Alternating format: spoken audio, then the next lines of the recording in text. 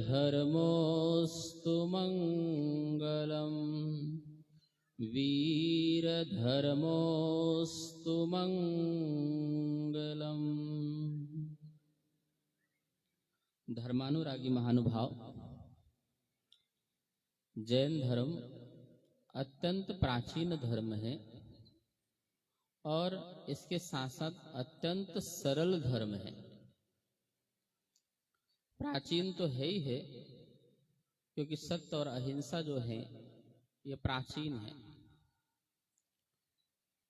जब भी आत्मा का कल्याण होगा तो इसी से होगा, हुआ होगा, हो रहा है और आगे भी इसी से होगा। इसलिए सत्य और अहिंसा जो है वो अनादि और अनिधन है, शाश्वत है, सार्वभौमिक भी है, सार्वकालिक भी है। और जैन धर्म अत्यंत सरल धर्म है। सरल इस बात से है क्योंकि आत्मा को देखने वाला धर्म है, अनात्मा को देखने वाला नहीं है। यहाँ पर मनुष्य ही नहीं तिरे, तिर्यंच भी तिर गए हैं, इसलिए सरल धर्म है। यहाँ नाग नागिन से ये नहीं कहा कि तुम अपना क्रोध छोड़ो, अपना विष छोड़ो, उसकी पर्याय को नहीं देखा, उसकी आत्मा को देखा। यहाँ मेंढक को भी तिराया गया, यहाँ स्वान को भी तिराया गया, नाग नागिन को भी तिरा दिया गया। अब सोचिए कि त्रियंच पर्याय में रहने वाला जीव जब तर सकता है जैन धर्म से, तो क्या मनुष्य होकर के, क्या मनुष्य जो है जैन धर्म से नहीं तर सकता है? महानुभाव, विश्व की समस्या का समाधान ही एक जैन धर्म है। जितनी भी समस्या है उसका समाधान जैन धर्म है। यूं कहो कि वर्तमान के महावीर स्वामी का धर्म है।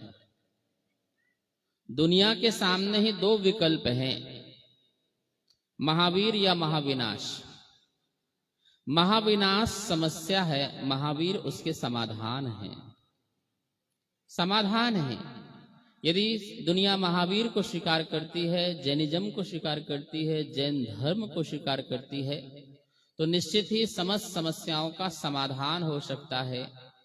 बहुत सारी चीजें हैं, अनेकांतवाद, शादवाद, अपरिग्रहवाद, इनके माध्यम से अपने जीवन को अच्छा किया जा सकता है।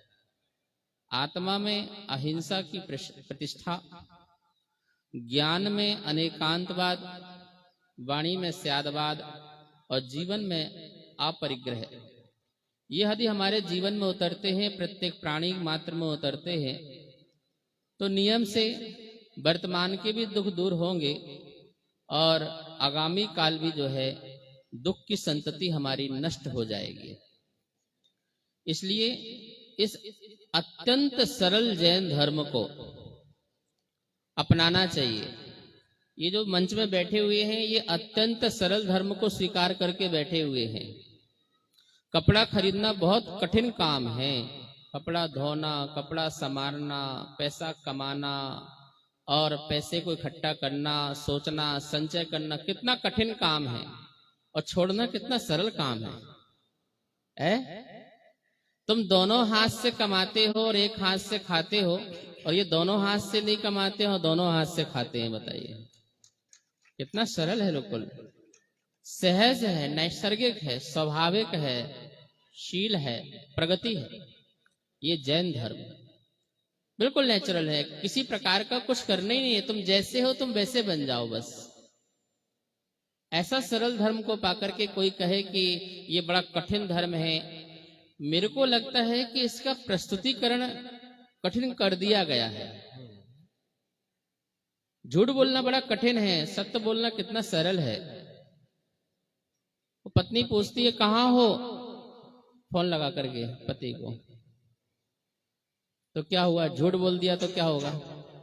वो टेंशन में आ गया, डिप्रेशन में आ गया, कहीं वो नौकर को फोन ना लगा ले, कहीं दुकान में फोन ना लगा ले। वो एडजस्ट करता है, एक फोन आए तो बता देना जरा मैं। अब वो सुबह से शाम तक घबराया हुआ है, शाम को भी जाता है तो सोचता है कहीं इसको पता ना चल गया हो। और यदि एक बार सत्य बोल दिया होता तो काम खत्म है। स्पष्ट जीवन रखो। महावीर को स्वामी कहते हैं स्पष्ट जीवन रखो, खुली किताब रखो। सत्य में ईश्वर है, सत्य में शांति है, सत्य में आनंद है, सत्य में परमात्मा है, सब कुछ सत्य में है। सुख है, शांति है, समृद्धि है, समर्पण है, समन्वय है, सौहार्द है, सब कुछ तो है महावीर के उपदेश में। महावीर की अहिंसा, महावीर का जो सत्य है वो जीवन को जीवंत बनाने के लिए है। मृण्मय को भी चिन्मय बनाने वाला ऐसा सत्य और अहिंसा, अपरिग्रह आदि सिद्धांत है। हम इसे अपनाएं और देखना फिर कैसे आनंद की प्राप्ति होती है। अनुभूति होना चाहिए। महावीर और महावीर की वाणी की महिमा तभी हमारे अंदर आएगी जब उसकी हमें अनुभूति होगा, उसका हमें अनुभव होगा। जैसे सत्य बोलने पर आपको सुख मिला, जैसे आपने पत्नी को फोन आया, आपने सत्य बोल दिया तो आपको शांति मिली, चलो झंझट, तो आपको जो उसकी अनुभूति हुई, उसका जो आनंद की प्राप्ति हुई, ये महावीर सिखाते हैं कि सत्य में आनंद मिलता है, अहिंसा में आनंद मिलता है। लेकिन हम सत्य अहिंसा का आनंद ले नहीं पाते हैं। हिंसा में कभी किसी को आनंद मिला है क्या? नहीं मिला। झूठ बोलने में कभी किसी को आनंद मिला है क्या? नहीं मिला। तात्कालिक यदि आप कुछ मिलता हो तो बात अलग है, पर त्रैकालिक कुछ मिलने वाला नहीं है। तो इससे अत्यंत सरल जैन धर्म को हमने अपने तक सीमित किया और अपने बच्चे, अपने परिवार, आस पड़ोस के लिए अपन ने इसका प्रस्तुतिकरण इतना कठिन कर दिया। मुनिराज नग्न रहते हैं, कितना सुंदर है, सरल है बिल्कुल। पृथ्वी नग्न है, ये पेड़ पौधे नग्न है, आकाश नग्न है, हर चीज तो नग्न है। ढका क्या है? ढका कुछ नहीं है। और जो ढांक रहे हैं वैराग होकर के खोल देते हैं तो वो व्यक्ति सहज हो जाता है, सहज हो जाता है। तो ऐसे सहज धर्म का प्रस्तुतिकरण जो है, पीछे बच्चे लोग बात नहीं करें या तो उठ के चले जाएं, आपसे सभा बिगड़ती है। सभा सभ्य पुरुषों की होती है। किसकी होती है? जो सभ्य लोग होते हैं उनकी सभा होती है, असभ्य लोगों की सभा नहीं होती। समाज, बोलो बोलो, समाज। डिक्शनरी में देखना शब्द को, समाज में किसे कहते हैं? समाज। समाज के मां से आ निकाल दो तो क्या हो जाएगा? बोलो बोलो, क्या हो जाएगा? समाज जा जा। इसका अर्थ क्या होता है? पशुओं की सभा। किसका अर्थ होता है? आ निकालते किस क्या हो जाता है? पशुओं की सभा। और मां में आ जोड़ते क्या हो जाती है? सभ्य पुरुषों की सभा। ये आप डिक्शनरी में पढ़ लेना। और आप समाज में बैठे हो, समझ में नहीं बैठे हो। तो कहने का मतलब है कि हम भगवान महावीर के सिद्धांत को अपने अंदर अपनाएं, हमारे जीवन में बड़ा ही आनंद आएगा। आज सुमतिनाथ भगवान का जो है कल्याण, अभी महाराज जी निर्माण कांड पढ़ रहे थे। कांड मतलब वो वाला कांड नहीं जो कांड होते हैं। कांड पौर को भी बोलते हैं, पर्व को भी बोलते हैं, स्थान को भी बोलते हैं, अध्याय को भी बोलते हैं, अधिकार को भी बोलते हैं, संधि को भी बोलते हैं।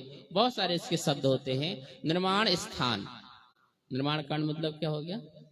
निर्माण स्थान, जहां जहां से जो है जीवों की मोक्ष हुआ है, ऐसे स्थानों को याद करना।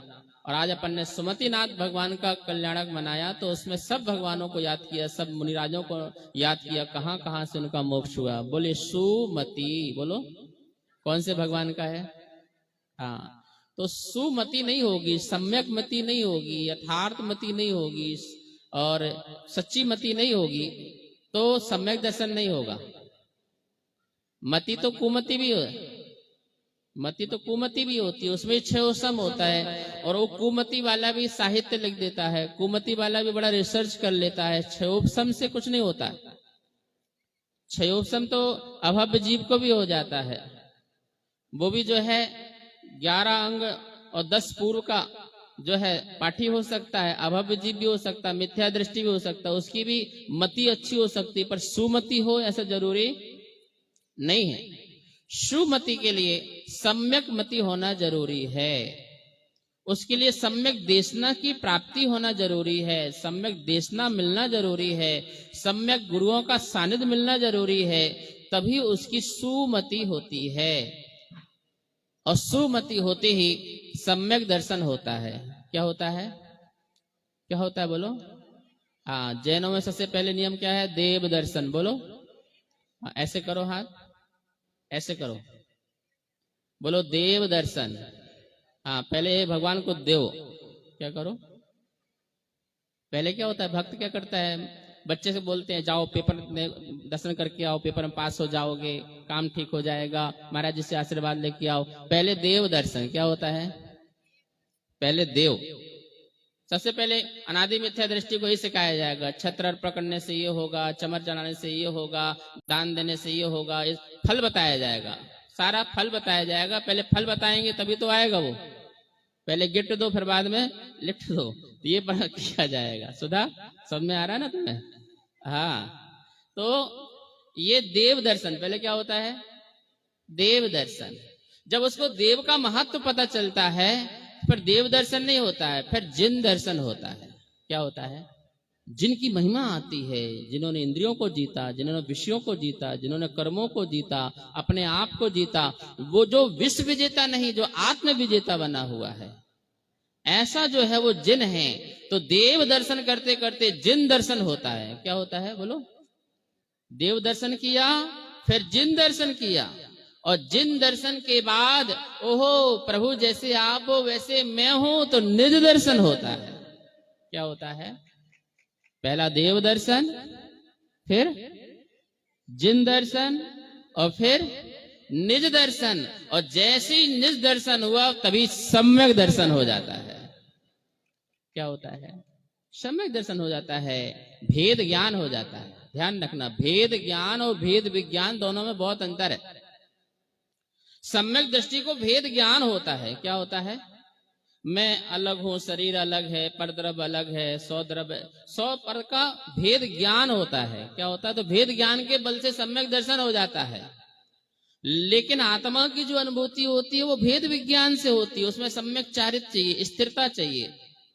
इसलिए वो भेद विज्ञान के बल से आत्मानुभूति करता है। स्वरूपाचरण, शुद्धोपयोग, वीतराग परिणाम, ये सारी की सारी चीज उसके अंदर आती हैं। वो भेद विज्ञान जब वो रत्नात्रय का धारी हो जाता है, तीनों की एकता हो जाती है, निश्चय रत्नात्रय होता है, तो वहां भेद विज्ञान की कला से जितने सिद्ध आज हुए हैं, हो रहे और आगे होंगे, ऐसा अमृतचंद स्वामी ने कहा है, वो सारा का सारा भेद विज्ञान के कारण ही होता है। और सम्यक दृष्टि भेद ज्ञान करता है। क्या भेद ज्ञान करता है? कि ये परिवार मैं नहीं हूं, ये मेरा नहीं है, ऐसा भेद ज्ञान करता। श्रद्धा में करता, पर चारित्र में नहीं करता। चारित्र में तो बोलता ये मेरे, मैं इनका हूं।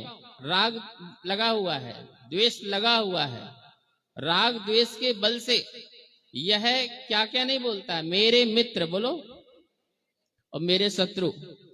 शत्रु भी मेरे हैं। मोह के देखो, मोहिनी कर्म का प्रभाव, चारित्र मोहिनी कर्म के प्रभाव में शत्रु भी मेरा है, मतलब द्वेष का परिणाम भी उसका मानता है और राग का परिणाम। इस प्रकार से चलता है संसार में। हाथ जोड़िए, बोलो अटकना, भटकना, बस ये दो चीज हैं, ठीक है ना। दर्शन मोहिनी इज इक्वल टू भटकना, चारित्र मोहिनी इज इक्वल टू अटकना।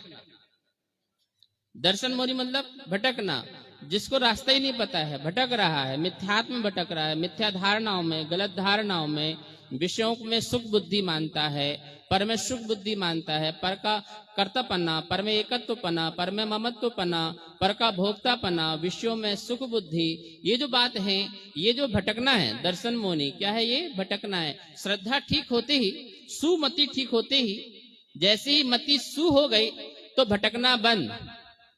भटकना क्या हो गया? बंद। अब क्या बचा मात्र आपके पास? बोलो। अब चारित्र मोहिनी बचा है, तो किसी के पास अप्रत्याख्यान है, किसी के पास प्रत्याख्यान है, किसी के पास संजलन है। ये सब क्या है? ये अटकना है। सम्यक दृष्टि बन गया, पर अभी चारित्र धारण नहीं कर रहा है, तो वो घर में अटका हुआ, अभी परिवार में अटका हुआ है, पसंद नापसंद में अटका हुआ है। मुझे ऐसा पसंद है, ऐसा घर पसंद है, ऐसे वस्त्र पसंद है, ऐसा भोजन पसंद है, ये पसंद नहीं है, पसंद नापसंद में लगा हुआ है, ये अटकना है। थोड़ा सा नापसंद, पसंद नापसंद में थोड़ा सा राग द्वेष कम होता है, तो वो प्रतिमाधारी बन जाता है, तो थोड़ा और आगे बढ़ता है, पर थोड़ा ये अटका हुआ है अभी, वो भी अभी अटका हुआ है, पर सम्यक दृष्टि से ज्यादा ऊपर आ गया है, प्रतिमाधारी बन गया है। फिर और थोड़ी सी विरक्ति आती है और विषयों में निवृत्ति आती है, तो फिर उसको वैराग होता है तो मुनि बनता है। तो मुनि बन करके भी अभी वो भी अटका हुआ, लेकिन जैसा वो अटका था वैसा नहीं अटका, अटक अटक के चल रहे हैं। जैसे राजमार्ग मिल गया, जैसे जंगल में थे भटक रहे थे तो भटक करके कौन से मार्ग में आ गए, राजमार्ग में आ गए। ये निश्चित हो गया कि ये रास्ता बिल्कुल क्लियर है, जाने वाला, मोक्ष को जाने वाला है, संबित शिखर को जाने वाला है।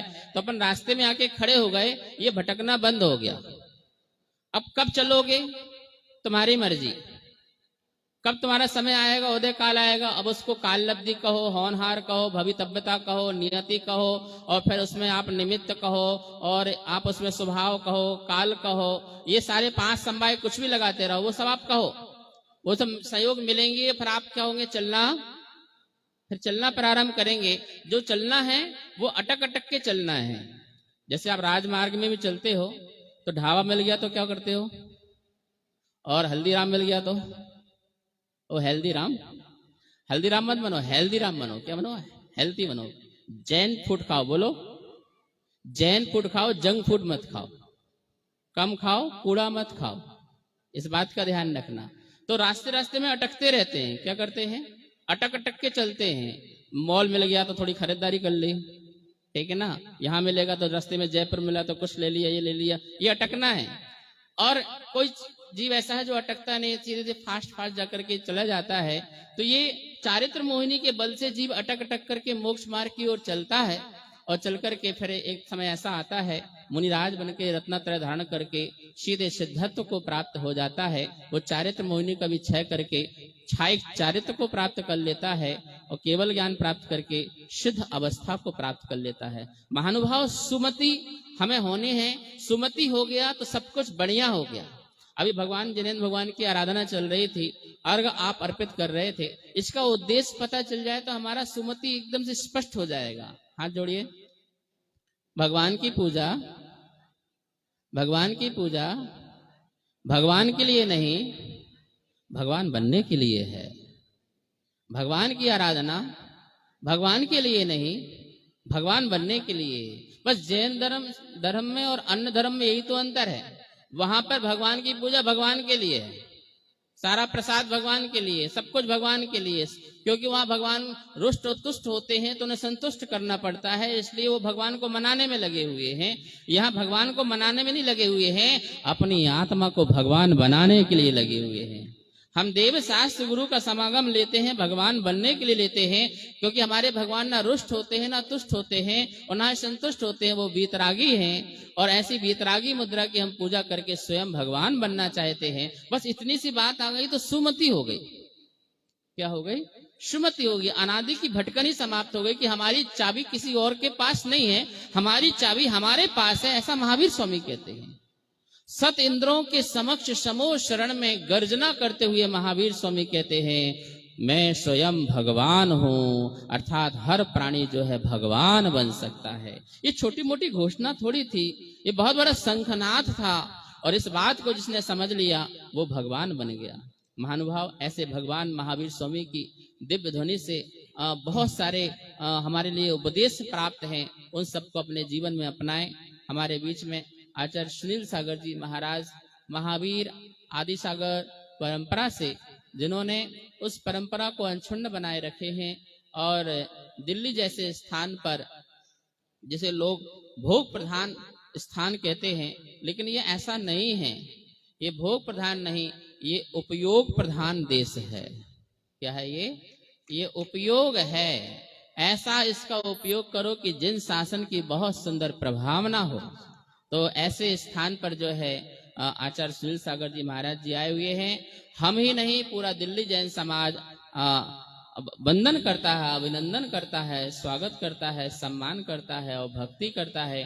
और आचार्य, मैं ये कहना चाहूंगा कि आप जब पूरी दिल्ली घूमोगे तो आप जो है अब तक जितने स्थान घूम के आए वो सारे भूल जाओगे। असीम भक्ति है यहाँ पर, बहुत भक्ति है गुरुओं के प्रति, भगवंतों के प्रति, और बहुत अच्छा आनंद आ रहा है। 3 दिन से ऐसा लग रहा है जैसे अमृत बरस रहा हो, समोषण लग रहा हो, बहुत ही अच्छा लग रहा है। आप लोग सब लोग इसका सदुपयोग करेंगे। सभी भक्तों को मंगल आशीर्वाद। अंत में जय बोलो आचार्य गुरुदेव श्री विद्यानंद जी मुनिराज जी की जय। सब लोग इसका उपयोग करेंगे।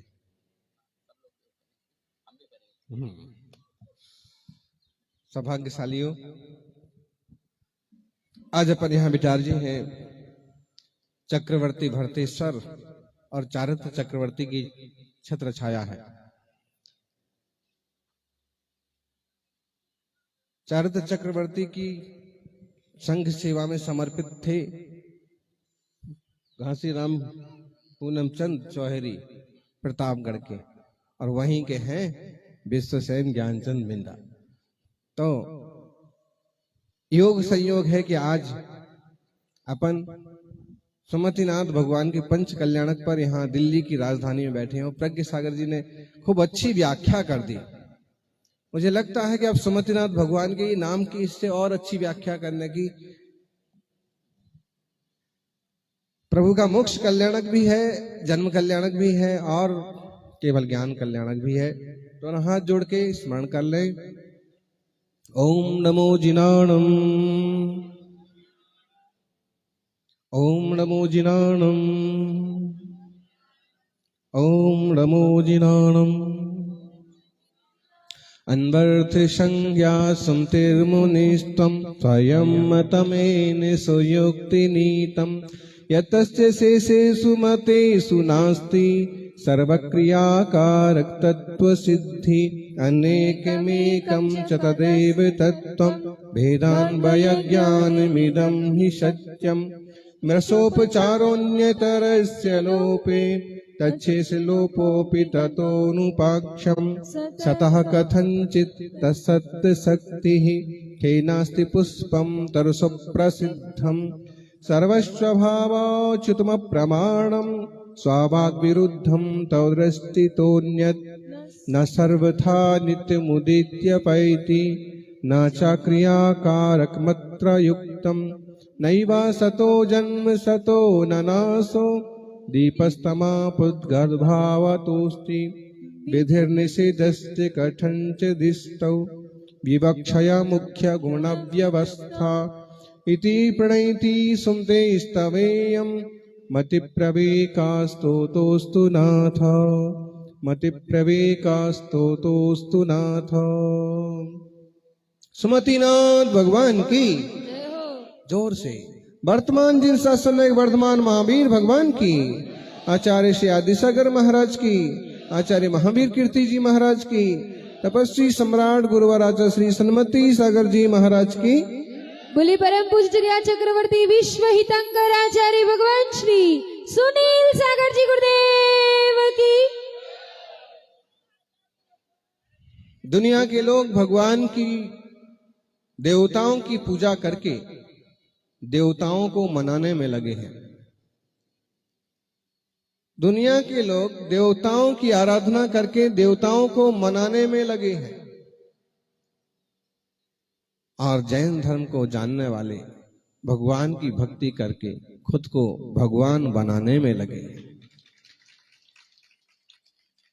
बहुत अच्छी बात सुनी आपने कि दुनिया के देवता रुष्ट और तुष्ट होते हैं, इसलिए उन्हें मनाने की जरूरत पड़ती है, उन्हें भोग चढ़ाए जाते हैं, उनकी व्यवस्थाएं बिठाई जाती हैं। अमेर गए थे हम, मंदिर में बहुत प्रतिमाएं लगी थी, जैन प्रतिमाएं। लोगों ने आग्रह किया महाराज पधारिए, जैन मंदिर था कभी किसी जमाने में, फिर राजा के कहने पर दूसरे लोगों ने ले लिया है, भीतर दूसरे देवता हैं। तो हम गए तो पुजारी था, हड़बड़ा के खड़ा हो गया और अभी दरवाजे बंद हैं। लोगों ने कहा कि दरवाजे खोल दीजिए, तो उसने कहा कि भगवान अभी विश्राम कर रहे हैं, फिर उठेंगे, फिर नाश्ता होगा, उसके बाद मिलना होगा। और दुनिया के देवता जो रुष्ट और तुष्ट होते हैं, जो राग और द्वेष से परिपूर्ण हैं, 18 दोषों से संयुक्त हैं, वे रूठ ना जाएं, उनसे कोई काम बन जाए, ऐसा सोच सोच करके, मान करके दुनिया वाले उनकी पूजा करते हैं, मनुहार करते हैं। लेकिन बीतरागी वर्धमान, बीतरागी सुमतिनाथ, बीतरागी अरहंत परमात्मा, जिन्हें ना राग है, ना द्वेष है, ना रुष्ट है, ना तुष्ट है, उनकी आराधना करने वाले, स्वरूप को पहचानने वाले, खुद को जान के प्रभु की पर्याय से, प्रभु के द्रव्य से, प्रभु के गुणों से, खुद के द्रव्य गुण पर्याय का मिलाप करके खुद को भी भगवान बना लेते हैं। आप देखिए तो सही, भटकन तो चारित्र मोह, दर्शन मोह की है ही, लेकिन अटकन भी चारित्र मोह की कम नहीं है। और ये तो सब बोलते ही हैं, वो मेरा दुश्मन है। अगर आपने उसे बुलाया तो आप मुझे मत बुलाइए, आपने उससे भोजन कराया तो मुझे मत कराइए। जिस घर में वो रहेगा उस घर में मैं नहीं रह सकता हूं। और कभी कभी तो ये हाल हो जाता है कि सास बहू में भी यहां तक तनातनी हो जाती है कि या तो ये रहेगा या फिर ये रहेगा, या फिर ये रहेगी या फिर मैं रहूंगी। अरे मेरे दुश्मन है, मतलब है कि मोह का प्रपंच तो देखिए, और दुश्मन को भी मेरा बोलता है ना। उसमें भी तुमने अपनापन तो पाली रखा ना। अगर उसमें से बीच में से मेरा हट जाए ना, तो फिर कोई शत्रु और मित्र रह ही नहीं जाएगा। मिट्टी में सब भूदेशु, जीव मात्र के प्रति मेरा मैत्री भाव है, समता का भाव है, साम्य भाव है। परम सामायिक भावम प्रपन्नोस्मि। तीर्थंकर प्रभु सुमतिनाथ ने जन्म लिया। जब दीक्षा लेने गए तो मैं परम सामायिक भाव को प्राप्त होता। गर्भ कल्याणक महोत्सव हुआ, जन्म कल्याणक हुआ। और जन्म कल्याणक की तिथि कौन सी थी? बोलो बोलो ज्ञानियों, मुनिवर बता रहे थे अभी आपको। कौन सी थी? चैत्र शुक्ला एकादशी। तुम्हारी तारीखों में तो आग लग जाएगी, तारीखें तो बदल जाएंगी, लेकिन तिथियां और तारीख पर तारीख आती रहेगी, लेकिन तिथि कभी बदलती नहीं। तिथियां बदल भी जाएंगी तो उनका जो सिद्धांत है, उनका जो रूल्स है, उनका जो ज्योतिष चक्र है, वो उसी ढंग से चलेगा। और इसलिए तीर्थंकरों के जन्म कल्याणक प्राचीनतम व्यवस्था के हिसाब से तिथियों में ही आते हैं, तारीखों में नहीं आते हैं। चैत्र शुक्ला एकादशी, योग संयोग, जिस दिन उनकी प्रभु की जन्म तिथि पड़ी। कई तीर्थंकरों के बारे में ऐसा है कि उसी दिन उन्होंने वैराग्य लिया। कुछ साहित्यकारों ने माना है कि सुमतिनाथ भगवान के आज 4 कल्याणक है, क्योंकि जिस दिन उनकी जन्म हुआ उसी दिन उनकी दीक्षा हुई। लेकिन इस जिनवाणी की किताब में लिखा है कि आज उनका दीक्षा कल्याणक नहीं है, लेकिन केवल ज्ञान कल्याणक है। और केवल ज्ञान कल्याणक के बाद मोक्ष कल्याणक हुआ। गर्भ का फल है जन्म, जन्म का फल है दीक्षा। अगर जन्म लिया है तो संयम भी लो ज्ञानी। जब इधर से उधर चलते हैं, कई युवा आ जाते हैं, महाराज कमंडल दो, और महाराज कमंडल की बजाय पीछे आगे करते हैं तो घबरा करके वो पीछे हट जाते हैं। भाई तुम कमंडल मांग रहे हो, अकेला कमंडल क्यों मांगते हो?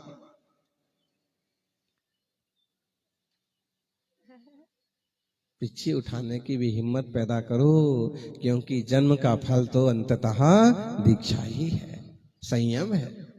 जीवन के अंतिम सोपान पर पहुंचने के बाद सही, लेकिन संयम जीवन में आना चाहिए। भारली जी को मैंने कहा, स्मारक जाना हुआ तो मैंने कहा कि देशव्रत के मामले में आपकी क्या भावना है? बोले भावना तो बहुत अच्छी है, लेकिन थोड़ी औषधि चल रही है। बस अगर योग बनेगा तो मैं भी आपके चरणों में आके संलग्न समाधि करूंगा। अरे भावना तो भाइये, भावना भावना से नहीं, भावना भववर्ध नहीं, भावना भाने से होता है। ज्ञानचंद मिंडा थे विश्वसेन के पिताजी, पंचकल्याणक कराया, रेल यात्रा निकाली समय शिखर की, दुनिया भर के जो धर्म के कार्य होते हैं सब किए, एक भावना हमेशा बातें थे। अब सब कुछ हो गया, महाराज जी, गुरुदेव, सन्मति सागर जी, अब मुझे दीक्षा देके कल्याण करो। और भावना का फल हुआ कि एक बार तो हॉस्पिटल पहुंच गए बुरी तरह से, और डॉक्टरों ने घोषणा कर दी कि भाई 2-4 दिन का टाइम है, अब इनको लेके जाओ। या फिर उन्होंने कहा कि भाई यहां से मुझे लेके ही चलो, ये आईसीयू में डालेंगे, इधर उधर पटकेंगे, इससे अच्छा मुझे गुरु महाराज के पास लेके चलो। और आकर के गुरु चरणों में आकर के 4 दिन में उनकी तबीयत चंगा हो गई।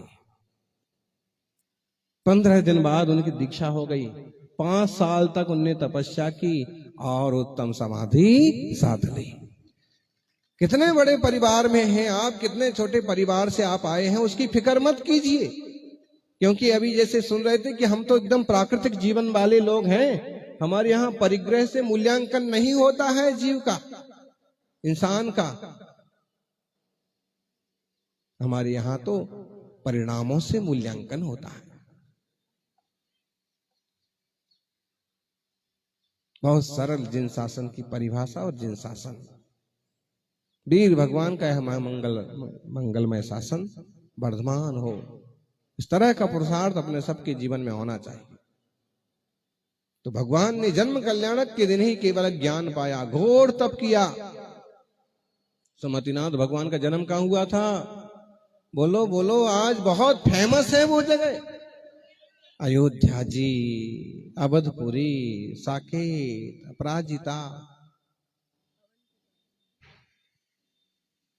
अयोध्या में जन्म लिया था। और एक नहीं, शास्त्र कहते हैं कि हमेशा से सारी 24 के जन्म अयोध्या में होते हैं, और निर्वाण सम्मेद शिखर में होता है। इस युग का कोई ऐसा योग संयोग रहा कि केवल 5 तीर्थंकर भगवंतों का जन्म अयोध्या में हुआ। 5 भी बहुत होते हैं, सबसे ज्यादा तीर्थंकर कहां जन्मे हैं? अयोध्या में ही तो जन्मे। पहले आदिनाथ, दूसरे अजितनाथ, चौथे अभिनंदन, 5वें और फिर कौन से? अनंतनाथ। 5 तीर्थंकर भगवान। जन्म का फल दीक्षा स्वीकार की, सर्व सावध का त्याग किया। जितना जितना आप असंतुष्ट रहेंगे, उतना उतना ज्यादा साधनों को एकत्रित करते रहेंगे, उतने उतने ज्यादा आप अटकते रहेंगे। और जितना स्वरूप में डूबेंगे, स्वरूप की संवित्ति करेंगे, उतने ज्यादा उभरते जाएंगे, खुद से जुड़ते जाएंगे। व्यक्ति साधनों से जितना जुड़ता है, स्वासाध्य से उतना वह टूटता जाता है। और व्यक्ति साधनों से जितना दूर हटता है, वह स्वरूप से उतना ज्यादा निकट आता है। कभी इस पर आप विचार कीजिए। जितने ज्यादा है आपके परिग्रह है, परिचय है, परिकर है, उतने ज्यादा विकल्प है। और इसलिए तीर्थंकर जैसे महापुरुष भी महामंडलेश्वर जैसी पदवी को छोड़ करके सब कुछ छोड़ के चले गए सुमतिनाथ भगवान। और सुमति मति सबके पास होती है, और कुमति वाले लोगों ने क्या क्या आविष्कार नहीं कर लिए। ये मोबाइल रखा है, ये माइक रखा है, ये देख लीजिए आज इंटरनेट से क्या नहीं हो रहा। देखा जाए तो इतने बड़े बड़े आविष्कार कुमति के बल पर हो गए। कोई सम्यक दृष्टि, सम्यक ज्ञानी जीव नहीं है।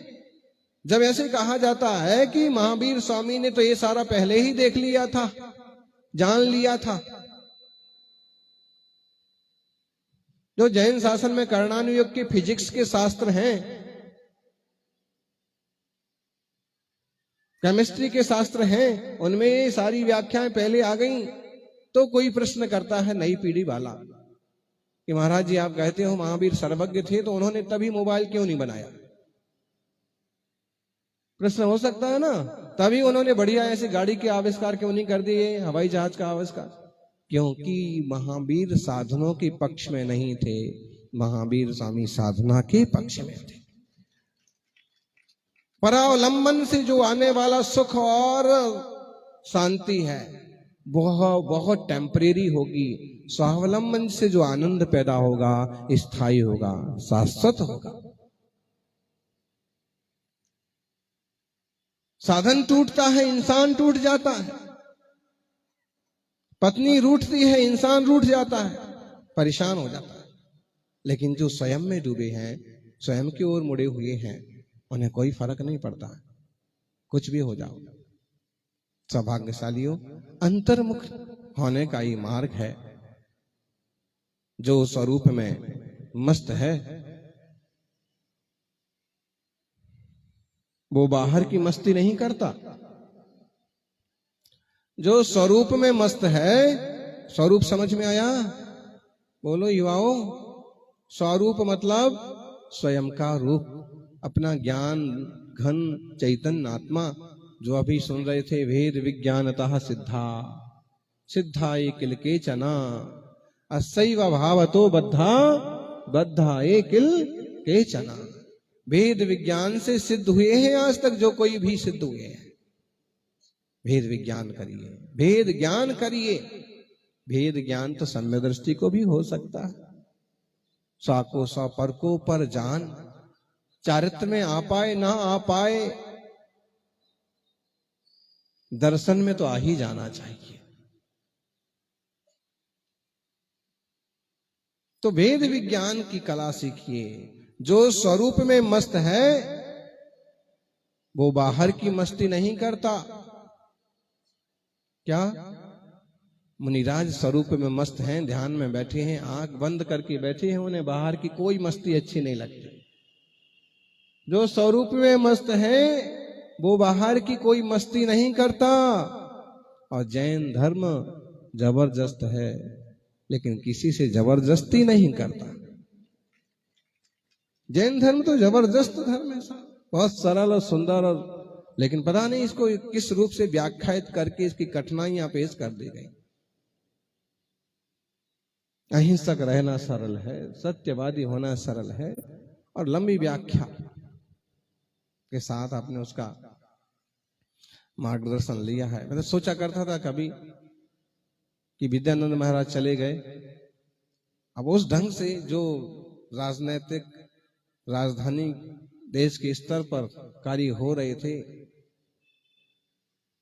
कैसे आगे बढ़ेंगे, क्या होगा। लेकिन अभी इन 2 दिनों में देखा कि प्रज्ञा सागर जी उसको एक अच्छी दिशा में लेके चल रहे हैं, और उस वय तक पहुंचते पहुंचते उसका बहुत बड़ा रूप जरूरी है।